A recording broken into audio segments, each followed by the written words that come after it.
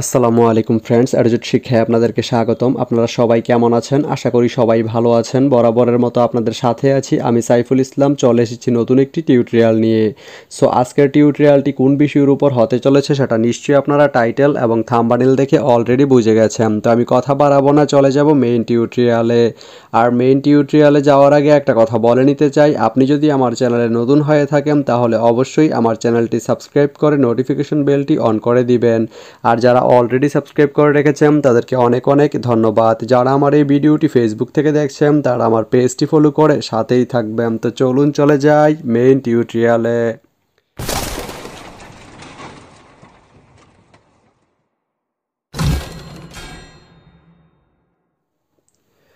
তো বন্ধুরা, আজকে আমরা জানবো আপনি ইসলামাবাদ থেকে কক্সবাজার যেতে কোন কোন ট্রেন রয়েছে, সেই ট্রেনগুলো ছাড়ার নতুন সময়সূচি, বন্ধের দিন এবং গিয়ে পৌঁছতে কতক্ষণ সময় লাগবে বিস্তারিত।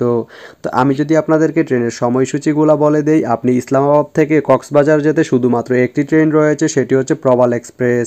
প্রবাল এক্সপ্রেস ট্রেনটি ইসলামাবাদ থেকে ছাড়বে সন্ধ্যা 6টা 17 মিনিটে এবং এটি কক্সবাজার গিয়ে পৌঁছবে সন্ধ্যা 7টায়। সোমবারের দিন এই ট্রেনটি বন্ধ থাকে। তো আপনি ইসলামাবাদ থেকে কক্সবাজার যেতে এই প্রবাল এক্সপ্রেস ট্রেনটি ব্যবহার করতে পারেন। তো ভিডিওটি কেমন লাগলো অবশ্যই কমেন্ট করে জানাবেন। আর ভিডিওটি যদি ভালো লেগে থাকে বা আপনার কোনো উপকারে এসে থাকে তাহলে ভিডিওতে একটা লাইক করে দিবেন, কারণ আপনার একটা লাইক আমাকে অনেক ইন্সপায়ার করে নতুন নতুন আরও ভিডিও বানাতে।